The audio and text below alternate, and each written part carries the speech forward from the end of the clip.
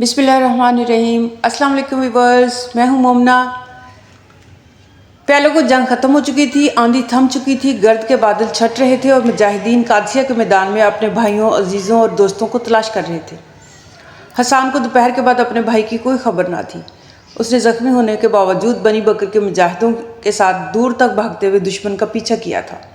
غروب آفتاب سے کچھ دیر قبل یہ مجاہد 500 قیدی ہانکتے ہوئے پہنچے تو مانا بن حارثہ نے اس کی خون آلود زرہ اتروا کر اپنے ہاتھوں سے اس کے بازو اور سینے کے زخموں پر پٹیاں باندھی اور اسے قدیس کے محل کے قریب دوسرے زخمیوں کے ساتھ لٹاتے ہوئے کہا، اب تم اطمینان سے پڑے رہو، ہم تمہارے بھائی کو تلاش کرتے ہی تمہارے پاس پہنچا دیں گے۔ نہیں، سہیل کو تلاش کیے بغیر مجھے چین نہیں آئے گا، میں آپ کے ساتھ جاؤں گا۔ حسان نے اٹھنے کی کوشش کی لیکن نکاہت کے باعث اس کے سر میں چکر آ گیا اور وہ دوبارہ لیٹ گیا۔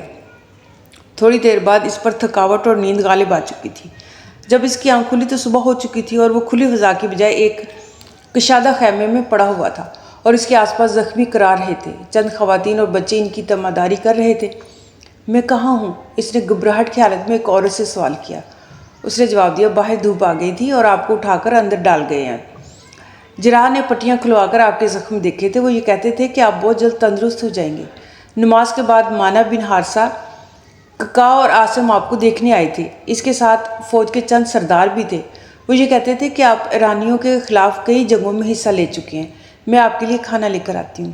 لیکن میرا بھائی کہاں ہے؟ مانا نے اس کے متعلق کچھ نہیں بتایا۔ ادھر دیکھیے، عورت نے اس کے پاؤں کی طرف اشارہ کرتے ہوئے کہا۔ حسان نے گردن اٹھا کر دیکھا، سہیل منہ کے بال اس کے پاؤں کے قریب لیٹا ہوا تھا۔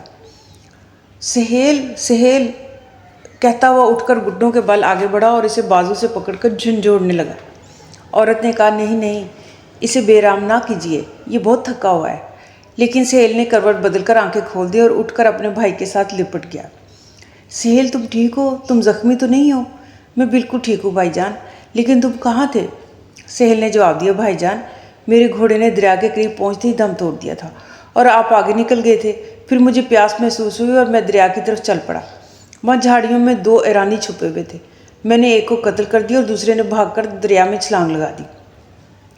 پھر میں نے پانی پیا اور تھوڑی دیر سستانے کی نیت سے جھاڑیوں میں لیٹ گیا، لیکن مجھے نیند آئی اور رات کے پچھلے پہر میری آنکھ کھلی اور واپس چل پڑا۔ پھر مانا بن حارثہ مل گئے اور انہوں نے مجھے آپ کے پاس پہنچا دیا۔ میں صبح تک آپ کے پاس باہر بیٹھا رہا، جب دھوپ آ گئی تو آپ کے دوست آپ کو اٹھا کر یہاں لے آئے۔ چند دن بعد قادسیہ کا ایک مجاہد سعد بن عمیلہ، جسے امیر لشکر نے فتح کا مژدہ سنانے کے لیے امیر المومنین حضرت عمر فاروق رضی اللہ تعالیٰ عنہ کی خدمت میں بھیجا تھا، ایک اونٹ پر اپنے طویل راستے کی آخری منازل طے کر رہا تھا۔ طلوع آفتاب کے ساتھ ہی اسے وادی یثرب کے نخلستان دکھائی دینے لگے تو اس کا دل مسرت سے اچھلنے لگا۔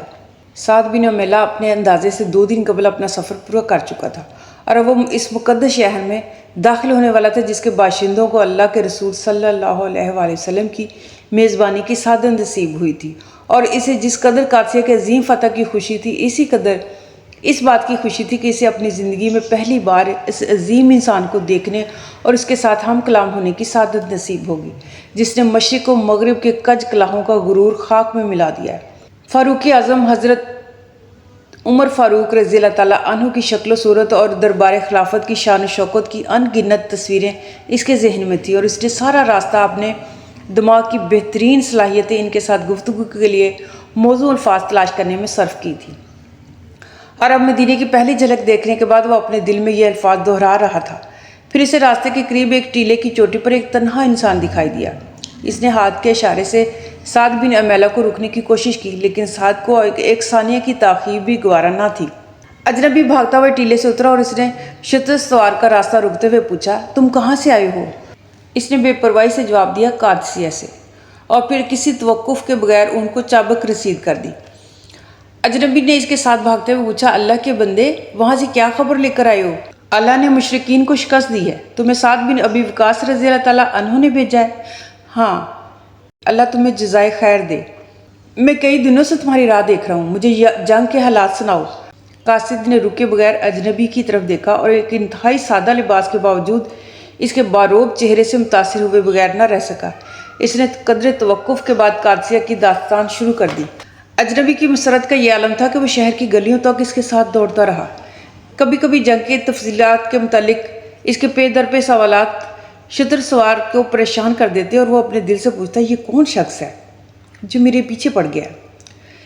پھر اہل مدینہ انسانی عظمتوں کی اس پیکر کو امیر المومنین کہہ کر سلام کرنے لگے تو ابن امیلہ نے احساس سے ندامت سے مضطرب ہو کر کہا او میرے خدایا، یہ امیر المومنین حضرت عمر فاروق رضی اللہ تعالیٰ عنہ ہے۔ امیر المومنین مجھے معاف کیجیے گا، آپ نے اپنا نام نہیں بتایا تھا، ورنہ مجھ سے یہ گستاخی نہ ہوتی۔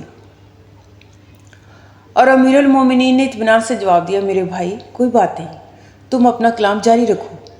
ابن امیلہ نے اونٹ سے اترنے کی کوشش کی لیکن آپ رضی اللہ تعالیٰ عنہ نے اسے منع فرما دیا اور اسی طرح باتیں کرتے ہوئے اپنی جائے قیام تک لے گئے۔